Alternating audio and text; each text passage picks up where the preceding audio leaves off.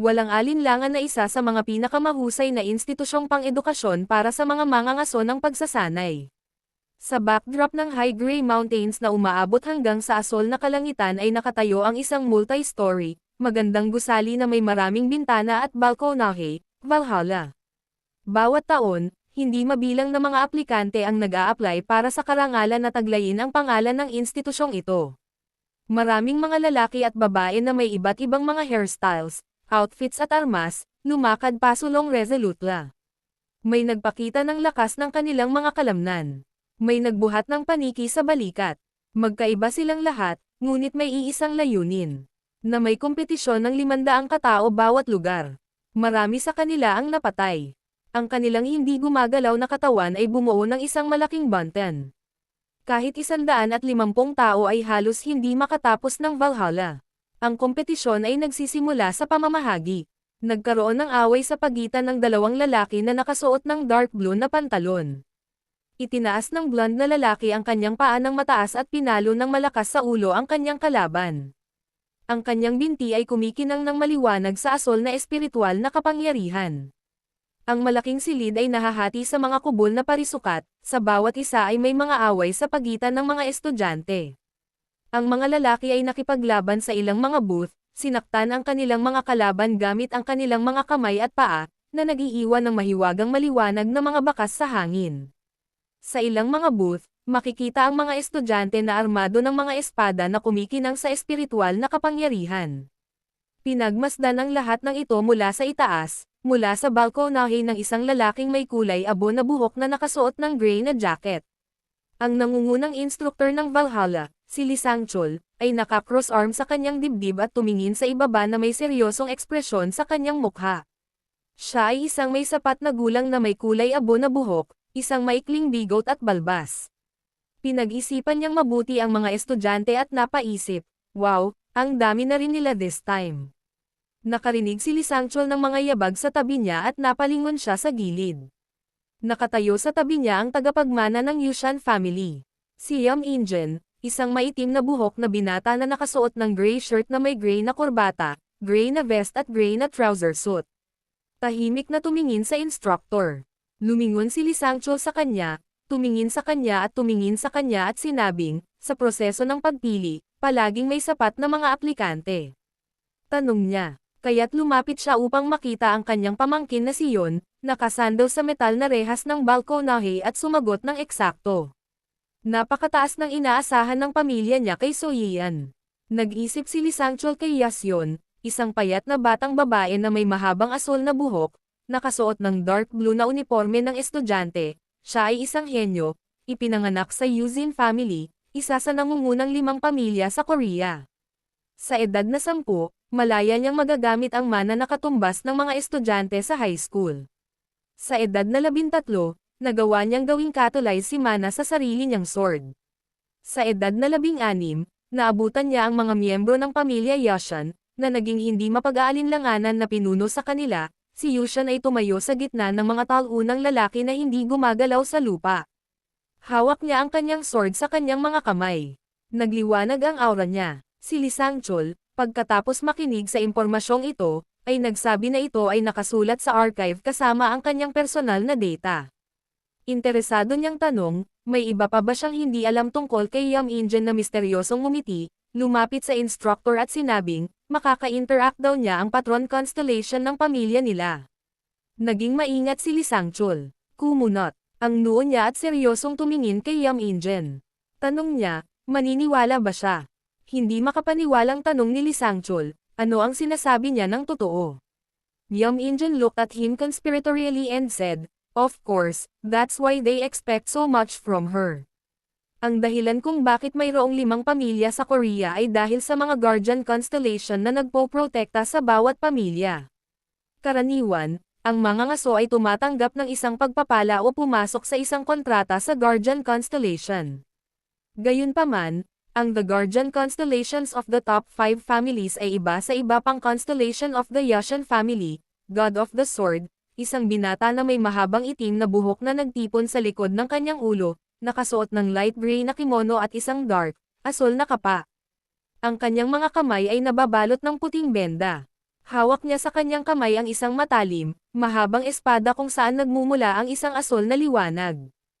Constellation ng Chengzon Family, Holy Spear, isang binata na may maikling purple na buhok na nakasuot ng light purple na kimono at dark purple na kapa. Sa kanyang kamay, hawak niya ang isang matulis na sibat na may kulay lila na dulo. May isang lilang glow na nagmumula sa kanya at sa kanyang sandata. Konstelasyon ng Georgian Family, Hari ng Tao, isang matipuno, malakas na lalaki na may maikli, maitim na buhok. Sa magkabilang kamay ay hawak niya ang isang espada na may pulang hilt, mula sa dulo nito ay nagmumula ang isang pulang kinang. Ang kanyang aura ay kulay pula, nakahawig ng apoy. Konstelasyon ng kahanga-hangang pamilya, ang hari ng pakikipaglaban ng kamao. Siya ay isang malakas na lalaki na may mahabang blonde na buhok na nakatali sa likod ng kanyang ulo. Itinulak niya ang isang malakas na kamao na kumikinang sa gray na espiritual na kapangyarihan. Ang mga damit at kagamitan ng hari ng mga santukan ay matangkad na dilaw na konstelasyon ng pamilya Dogen, ang busog na Diyos, isang lalaking nakasuot ng magaan na sombrero na may puting balahibo at berdeng balabal, may hawak na pana sa isang kamay at ang isa ay hinihila pabalik arrow, na ang dulo nito ay kumikinang na may gininto ang aura. Ang mga miyembro ng bawat isa sa 5 pamilya ay tumanggap ng mga pagpapala mula sa kanilang mga patron na konstelasyon. Sila ay pinagkalooban ng mas malalaking kakayahan at talento kaysa sa iba. Si Lee ay kumanta, pinag-cross ang kanyang mga braso sa kanyang dibdib, iniyuko ang kanyang ulo, at naisip na may malaking pagkakaiba sa pagitan ng pagtanggap ng isang simpleng pagpapala at direktang pagkontrata ng isang constellation na komunikasyon sa isang patron god ay nangyari salamat sa isang kontrata na natapos sa kanya. Sinabi ni Lee Sangchul, kung ito ay totoo, walang alinlangan na ang babaeng ito ay isang henyo. Inilabas ni Minjin ang kanyang hintuturo na nakaturo kung saan sa gilid, at nagtanong muli, tama ba? Tinanong niya kung kumusta ang kanyang pamangkin. Tumingin si Lee Sangchul sa kanya at sinagot iyon, hindi pa yata siya nagsisimula.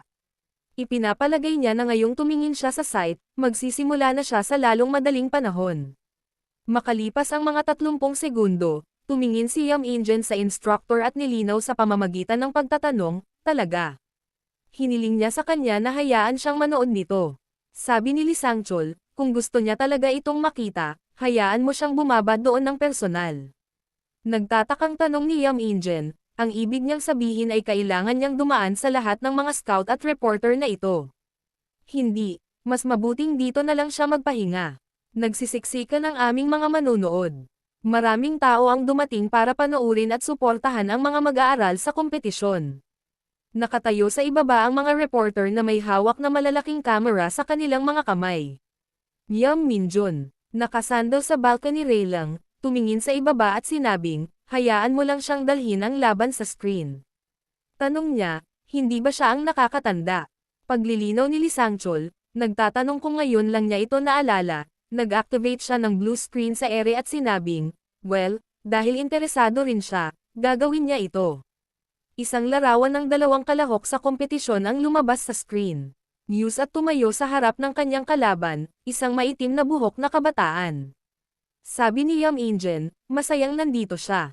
Lumabas ang impormasyon sa screen sa tapat ng Yushuan's image kung saan nakasulat na ito ang panganay na anak ng Yushan family.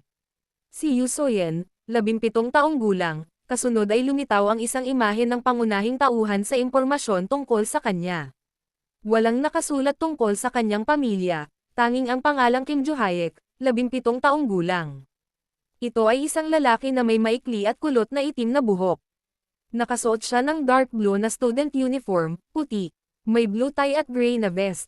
Ang kanyang mga kamay ay protektado ng guwantes. Mahinahon at may kumpiyansa siyang tumingin sa kanyang kalaban, si Yushan. Sabi ni Lee Sangchul na medyo kalmado daw sila. Nakangiting tanong ni Yam Injen, hindi kaya natalo na ang kalaban niya. Matapos malaman ni Morley kung sino ang kanyang kalaban, halos lahat ay narinig na ang kanyang kakayahan. Si Yu Saen, mahinahon at desididong tumingin sa kalaban. Humikab si Ken Ju-hyuk dahil sa inip, tinakpan ng kamay ang bibig. Lee Sangchul, napansin ito. Ang sabi, kahit sa kasong ito, tila wala siyang fighting spirit. Masayang ngumiti si Yam Injen at sinabing sigurado siyang mabilis itong matatapos. Nagsimula na ang countdown. May natitira pang 3 segundo bago ang laban nang lumitaw ang numerong 3 sa screen. Mabilis na kinuha ni Usain ang kanyang blade mula sa kaluban nito at tumayo sa isang fighting position. Ang blade ng Payteng ay kumikinang ng maliwanag, na sumasalamin sa pinanggagalingan ng liwanag sa bilang ng 2. Walang pagod na umiling si Kim Joo-hyek at minasahe ang kanyang balikat gamit ang kanyang kamay. Ang kanyang ekspresyon ay nainas sa isa. Si Usain ay determinadong pinandilatan ang kanyang matingkad na lilang mga mata. Inutusan sila ng referee na magsimula. Mabilis na sinugod ni Yasyon ang kalaban. Iniwagayway niya ang kanyang espada, lumikha ng mahiwagang daloy ng asol at puting enerhiya. Gamit ang kanyang blade, pinalaki at pinalawak niya ang daloy ng enerhiya, na naging matalas. Nagpadala si Usain ng isang matalim na batis na kahawig ng isang matalim na talon ng espada kay Kim Joo-hyek Lee Sang-chul, na nanunood ng laban, na buong galak na naisip na sa murang edad niya, mayroon na siyang pinong paraan ng paghawak ng blade at ang pambihirang kontrol sa daloy ng mana. Si Kim Joo-hyek, na nakababa ang kanyang mga kamay, ay tumayo ng mahinahon at tumingin sa mahiwagang daloy na papalapit sa kanya. Isang matalim na agos ng mana ang halos dumampi sa kanyang mukha. Si Kim Joo-hyek ay kalmado at walang pakialam. Nagkaroon ng pagsabog. Nakasimangot si Lee Sang-chul, hindi makapaniwala sa kanyang mga mata. Napahiyaw si Yam In-jen, pawis na pawis ang judge at ang mga cameramen sa telebisyon. Mataimtim na inihayag ng referee na si Kim Joo-hyek ang nanalo. Kalmado niyang hinawakan ang nakayukong kamay na nakakuyom sa kanyang harapan. Ang kanyang kamao ay kumikinang ng maliwanag, na puno ng asol na espiritual na kapangyarihan. Si Yushan ay hindi gumagalaw sa sahig sa kanyang harapan, hawak ang isang blade sa kanyang kamay. Nagtataka namang tumingin sa kanya si Kim Joo-hyek at nagtanong, ano ito? Bakit lahat ng tao dito mahina? Ito ba talaga ang kinabukasan na nangyari 300 taon mula ngayon, 300 taon na ang nakalilipas, tore ng pagkawasak laban sa senaryo ng isang madilim. Madilim na kalangitan, isang batong tore sa istilong Gothic na mga spike ng rosas na bato na pinalawak pataas mula rito, ang mga bintana ay kumikinang na asol. May umiikot na lilang singsing sa tuktok ng tore. Sa tapat ng bawat isa ay nakatayo ang pangunahing karakter at isang demonyo na may mga sungay sa isang madilim na asol na damit. Ang amo ng tore ng pagkawasak ay tumawa, masayang tumawa at sinabi na ito ay isang kamangha-manghang labanan. Hinawakan niya ang kamay niya sa dagwang damit sa bandang tiyan. Si Birch, isang lalaking may puting buhok na tumubo ang 2 sungay sa ulo. Nakatago ang kanyang mga mata sa ilalim ng isang kulay asol na benda. Ang pangunahing karakter, ang Diyos ng martial arts, si Kim Yuno, ay hawak ang kanyang dagwang damit sa kanyang tiyan. Puno ng sugat, pasa at butil ng pawis ang kanyang mukha. Tahimik siyang tumingin sa kalaban, bahagyang nakayuko sa sakit. Ilang sandali pa, itinaas niya ang kanyang itim na boot na paa sa ibabaw ng ulo ni Birch. Sinipa siya ni Kim Yuno ng malakas sa ulo at sinabing, nakakatakot, nakakagulat na laban. Ang kanyang aura ay kumikinang na maliwanag na rosas.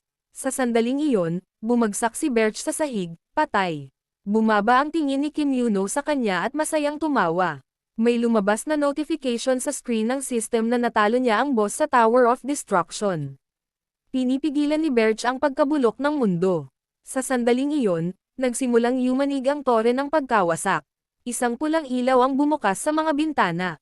Bumagsak si Kim Yuno sa sahig, nawalan ng balanse at napahawak sa dagwang tiyan. Nagtatakang tanong niya, ngunit nagsimulang gumuho ang tore dahil napatay niya ang amo. Ang mga bato ay bumabagsak mula sa itaas. Ilang bato ang bumagsak sa kanya. Si Kim Yuno, napangiwi sa sakit.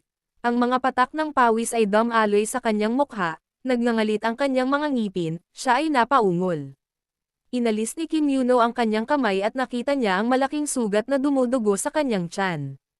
Tuwang-tuwang sinabi niya na gusto na niyang tuluyang mag-relax, nakasandal ang likod sa pader na bato, malungkot siyang tumangala at inisip na palagi siyang abala sa isang bagay at nagtrabaho bilang isang mangangaso mula pagkabata. Ito ay noong siya ay kumita ng kaunting pera at nakamit ang pagkilala na isang katulad na kasawian ang nangyari sa kanya. Ang tore ay gumuho at malalaking bato ang nahulog sa lupa. Kim Yuno, mentally asked himself, dapat ba niyang tawagan ang kanyang mga estudyante?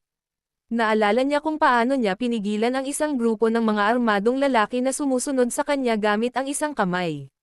Si Kim Yuno, nag-isip tungkol dito at tiyak na sumagot, hindi. Tiningnan niya ang hindi gumagalaw na katawan ni Birch at naisip, kung may isang bagay na hindi mo mapagtatalunan, ito ay ang napakalaking lakas ng Frick, kahit na lumitaw sila, namatay sila sa isang kakila-kilabot na kamatayan. Kim Yuno, nakarinig ng tunog. Pumikit at ngumiti ng malungkot. Hinawakan niya ang kanyang kamay sa dumudugong sugat sa kanyang tiyan. Sa sandaling iyon, isang malaking bato ang bumagsak sa kanyang ulo mula sa itaas. Ang matinding dilim ay napalitan ng maliwanag at puting liwanag. Si Kim Yuno, idinilat ang kanyang mga mata sa loob. Umupo siya sa kama at gulat na napatingin sa mga kamay niya, nanlaki ang mga mata niya sa gulat. Si Kim Yuno ay muling nagkatawang tao sa katawan ng isang 17 taong gulang na binatilyo, 300 taon pagkatapos ng pagbagsak ng tore ng pagkawasak.